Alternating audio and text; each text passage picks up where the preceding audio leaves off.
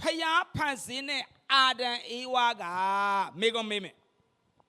အသွေးအသားလားအယိုးအသားလားဟယ်လိုဖယားဖန်ဆင်းတဲ့အာဒံအေဝါကဖန်ဆင်းစားကအယိုးအသားလားအသွေးအသားလားကဲကြမ်းပိုက်ကြည့်ကဲကြမ်းပိုက်ထိုးကဲကြည့်အောင်ကဘာဦးကျန်းနော်ကဘာဦးကျန်းအဲ့မှာကြမ်းပိုက်ကြည့်ခုနလေးထိုးပေးလိုက်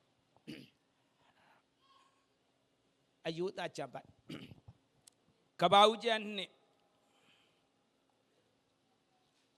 ကဘာဦးကျန်းနှစ်23ကဘာဦးနှစ်23ကဖတ်လူကလည်းယခုဤသူသည်ငါအယိုးတွေကအယိုးငါအသားတွေကအသားဖြစ်၏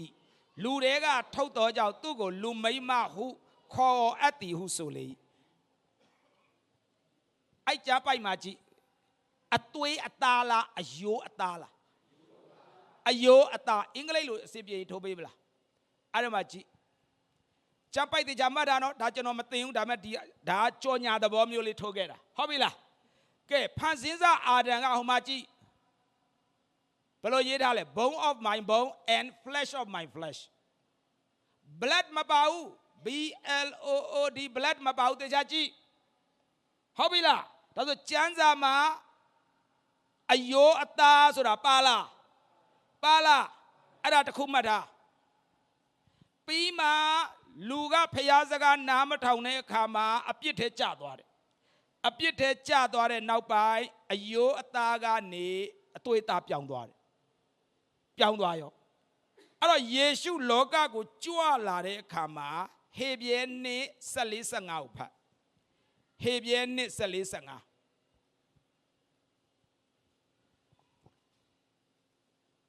အဲ့ဒါကိုလေ့လာဖို့နော်ကဲဖတ်ထိုသူငယ်တို့သည်အသွေးအသားနှင့်ဆက်ဆံကြသောကြောင့်ခရစ်တော်သည်အသေးခံတော်မူသောအဖြစ်သေခြင်းတရားကိုအစိုးရသောသူတည်းဟုသောမာန၏တကိုးကိုချိုးဖဲ့ဖျက်ဆီးခြင်းက၎င်းသေဘေးကိုကြောက်၍တလုံးကျွံခံရသောသူတို့ကိုကယ်လွတ်ခြင်းက၎င်းဤသူငယ်တို့၏နီးတူအသွေးအသားကိုဆောင်ယူတော်မူ၏ခရစ်တော်လောကကြွလာတော့ဘလို့လားလဲအယိုးအသားလားအသွေးအသားလားဘာလဲအသွေးအသားဟုတ်လားဆိုအဲ့ဒီအသွေးသားရှိတဲ့လူကိုကယ်ဖို့ခရစ်တော်ကဘာနဲ့လာလဲသွေးသားဖန်ဆင်းစားလူကဘာလဲယောသားအပြစ်လုံးပြီးတော့ဘာလဲ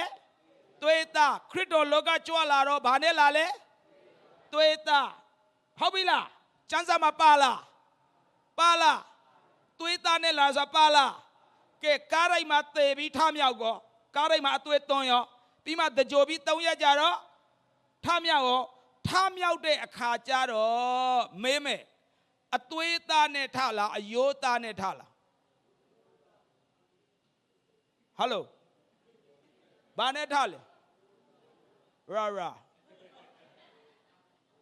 အသွေးသားနဲ့ထတယ်ကဲရှင်လုကာ24:39ကိုဖတ်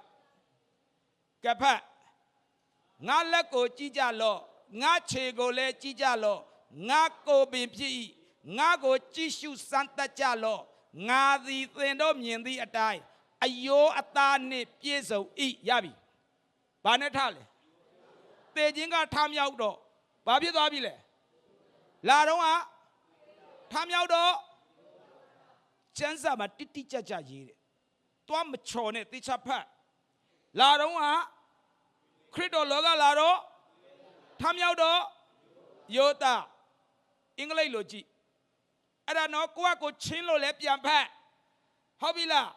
ချင်းလို့လဲတေချာဖတ်တေချာအဲ့ကျမ်းပိုက်ကိုဟုတ်လားတူလားအင်္ဂလိပ်မှာကြည့်အယောသဘယ်လိုရေးလဲ flesh and bone ဟုတ်လား flesh and bone အယောသဟေဗြဲနှစ်14-15ကိုတစ်ချက်အင်္ဂလိပ်လိုထိုးပေးခုနမထိုးလိုက်ဘူးကဲဟေဗြဲနှစ်14ခရစ်တော်လောကကြွလာတော့ flesh and blood တွေ့လား flesh and blood တူလား လူဖန်ဆင်းစားက flesh and bone ယေရှုလောကကြွလာတော့ flesh and blood အသွေးသားယေရှုသေခြင်းကထမြောက်တော့ flesh and bone အယောသားဟုတ်လားအယောသားဆိုတော့ဓမ္မကြည့်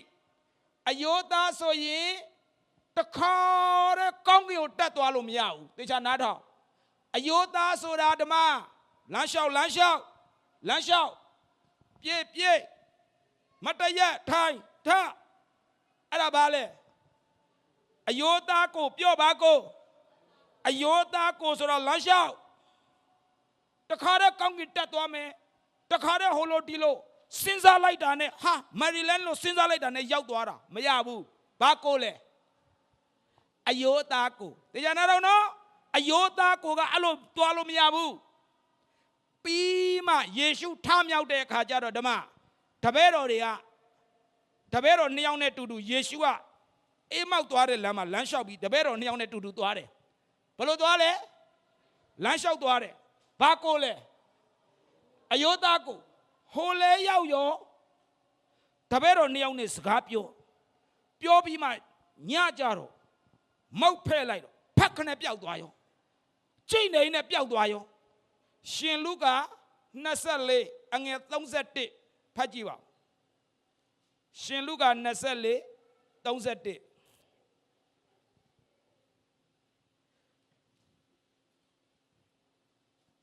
တွေ့လား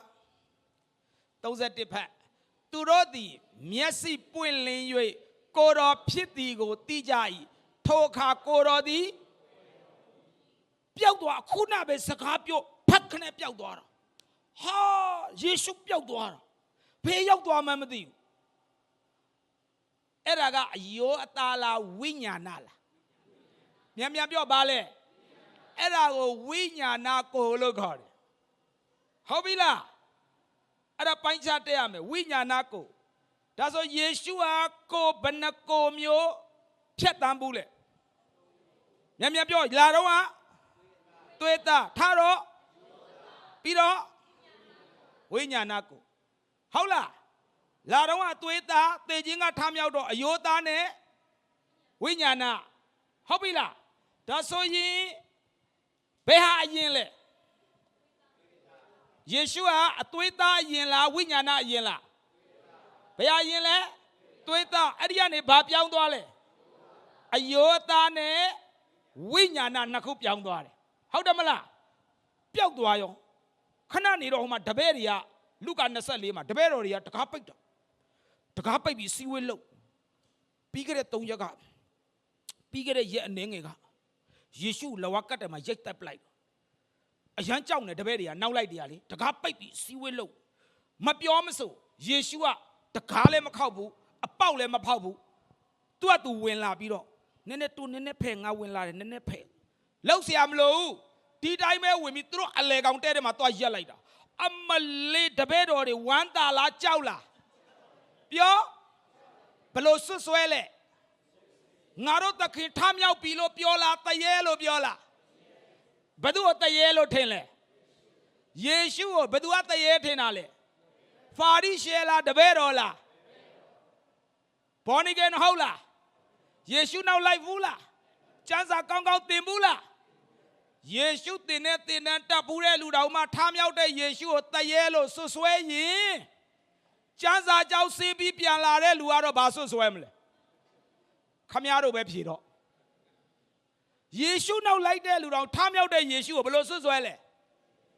တရေလို့ထင်တာဒါနဲ့ယေရှုကအကုန်လုံးရိုက်လားမရိုက်ဘူးငါပင်ဖြစ်တယ်တွေ့လားနှမငါလက်ကိုလာကြိုက်ကြည့်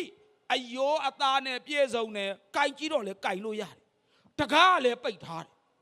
နံရံကိုဖောက်ပြီးဝင်လာဆိုအပေါက်လည်းရှာမတွေ့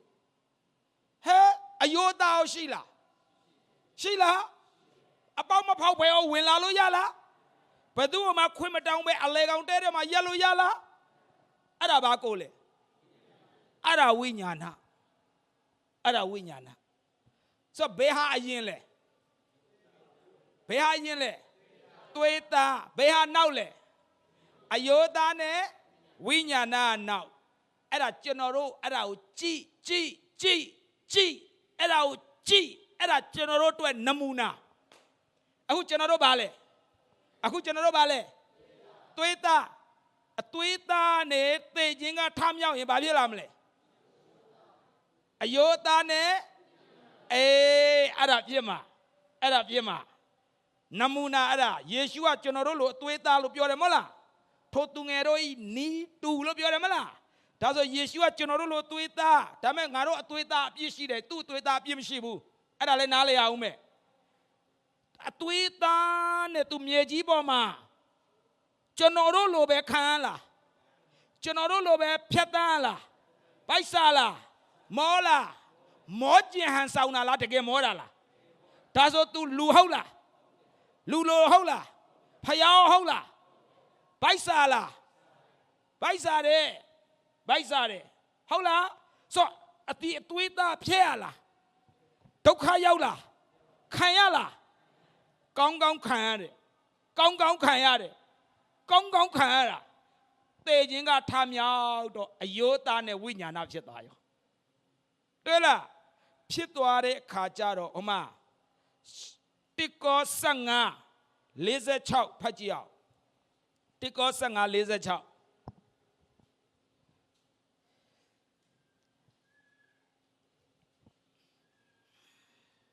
ဖတ်အောင်ဝိညာဏကိုသည်ရှေးဥစွာဖြစ်သည်မဟုတ်ဇာတိပဂရိကိုသည်ရှေးဥစွာဖြစ်၏နောက်မှဝိညာဏကိုဖြစ်၏ကြည့်ဒါဆိုအဲ့ဒီကိုနှစ်ခုကိုမြင်အောင်ကြည့်အဲ့ဒီကျမ်းပိုက်မှာဗာရေးထားလဲဝိညာဏကိုနဲ့ဇာတိပဂရိကိုဆိုတာအပြည့်ရှိတဲ့ကိုပြောတာမဟုတ် nature body အခုတဘာဝဒီတိုင်းဒီကိုပြောတာဒါဒီကိုခန္ဓာနဲ့ဝိညာဏကိုဘယ်ဟာအရင်လဲဇာတိပဂရိကိုကအရင်နောက်မှဘာဖြစ်မလဲဝိညာဏဒါဆိုရင်အခုဇာတိပဂရိကိုနဲ့ကိုကလေဝိညာဉ်ကြီးကမှစာမေးပွဲအောင်လို့အောင်တလားဝိညာဏကိုကြရက်ရမယ်နေအခုဇာတိပဂရိကိုဟုတ်လားအခုစာမေးပွဲရှိလားပတ်စံနဲ့ပတ်သက်ရင်စာမေးပွဲရှိလားအေးနေကြိုက်တာသုံးမလားဖျားကြိုက်တာသုံးမလားအနေစာမေးပွဲဖြေအလူငွေကြတော့20တန်းရှာတယ်မိတ်ကပ်သွားဝယ်တော့100တန်းဖျားအတွက်ကြတော့ဓာတ်စီဈေးတက်တယ်အဝေးဖျားเจ้าမသွားနဲ့အိမ်ဘေးကဖျားเจ้าသွားနားလေလားဘာမှနားမလဲအဆုံးသက်ဆူတောင်း in Jesus name အဲ့ဒါပဲ तू စောင့်တာပြီးအာမင်လို့တော့ဘာခွန်အားမလည်းမရဘူးအာလူထိုင်ဖုတ်ကိုလည်းခွန်အားမရဘူးဟောတဲ့လွယ်ပါလည်းမသိဘူးဒါပေမဲ့မတော်ကားမထုတ်တော့စီတက်တာပေါ့ဟောငါတို့လူမျိုးတွေပွဲလုံးမယ်အိမ်ကကားလဲထုတ်မလောက်ရင်ကားပါငါပေးမယ်ငါတို့ဗမာပြည်ကရွာကလူတွေဒီတစ်ခါပဲစုံရမှာဖယားเจ้าကြတော့ဘာလုပ်လဲဓာတ်စီနှမျောကြည့်အခုဒီဇာတိပဂရိကိုမှာကျွန်တော်စိုက်ပြိုးမှဘယ်မှာရိပ်ရမလဲဒါဆိုရင်ဝိညာဏကိုသင်ဖြစ်မလားဖြစ်တော့ဖြစ်မယ်ဒါပေမဲ့တယောက်နဲ့တယောက်တန်ဖိုးမတူခင်ဗျားတို့ credit card တွေရှိတာပဲအဲ့ဒီ card ထဲမှာဘယ်သူ card ထဲမှာဘယ်လောက်ရှိလဲဆိုတာတယောက်နဲ့တယောက်သိလားပိုင်ရှင်ပဲသိလားပိုင်ရှင်နဲ့ဗန်နဲ့ပဲသိတယ်အပြင်လို့မသိဘူးဝိညာဏကိုလည်းဒီလိုပဲကိုနဲ့ဖျားပဲသိတယ်ဘေးကလို့မသိဘူးဟဲ့ तू ကြတော့ဒီလိုသွားနေပါလားငါကြသွားလို့မရပါလားအဲ့ကြမှာသိရင်နောက်ကြပြီကြနားထောင်တာနော်ခရိယန်တွေကအတုပမှာဗာတရားဟောလဲဟာအခုတော့ကောင်းပါတယ်တဲ့ तू ကဖျားလိုက်နာလိုက်ယောဂဖြစ်လိုက်အခုသေသွားတော့လဲကောင်းတာဗောအားလုံးပြီးပြီခရစ်တော်စီရောက်ပြီအခုဆို तू ကလေဘဲသွားချင်းသိတယ်မလားစိတ်ထဲမှာဟိုသွားချင်းရှုပ်နေဒီသွားချင်းရှုပ်နေသူတို့တရားလူချင်းဗမာတွေ့အကုန်တွေ့လို့ရခရစ်တော်နဲ့လည်းနေလို့ရကျွန်နားထောင်ဟောတဲ့လူက तू ရောရောက်မှသိကြလား तू ရောတွေ့မယ်တဲ့လားအလကားအလူငွေကြည့်ပြီးဟောနေတာကြောင်းတုံနဲ့ဘာလျှောက်ပြောနေလဲမသိဘူးတေချာဖက်ဝိညာဏကိုဆိုတာတယောက်နဲ့တယောက်တန်ဖိုးမတူဘူး ပောက်ကရအသက်ရှင်ပြီးတော့ဟိုမှာသွားပြီးတော့ရှုကနေရမလားဒါကြောင့်ကိုယ်ဘယ်နှကိုလဲထမ်းမြောင်းဘယ်နှကိုလဲတစ်ကအယောသားနောက်တစ်ခုကအားလုံးအယောသားရမှာသိကြတယ်မပူနဲ့အနှိမ့်ဆုံးစင်အယောသားဆိုဘာလို့ရမလဲဘယ်ညာပဲဝိညာဏမှာယာဂိုင်နှုံးရှိမှရမှာအဲ့တော့ယေရှုအကြောင်းကိုလေ့လာအာဒံအကြောင်းကိုလေ့လာဘယ်ကနေအသွေးသားနဲ့နေရင်ကနေဘယ်ကနေဝိညာဏယာဂိုင်နှုံးတိုးသွားတယ်လေဒါကြောင့်မလို့ကျမ်းစာဖတ်ရင်သေချာဖတ်ကိုယ်ဘယ်နှကိုရှိလဲ3ကိုတစ်ကအယောသားပြီးတော့အဲ့ဒီကနေသွေးသားပြီးတော့အဲ့ဒီကနေဝိညာဏဟုတ်လားယေရှုကိုယ်တိုင်3ခုဖြတ်တယ်သွေးသားနဲ့လာတယ်ထမ်းမြောက်တဲ့ခါမှာအယောသားနဲ့ဝိညာဏဖြစ်သွားတယ်ဆိုတော့ဒီနေ့ကျွန်တော်တို့ကိုယ်တိုင်အဲ့ဒါကိုသေချာလေ့လာဖို့လိုတယ်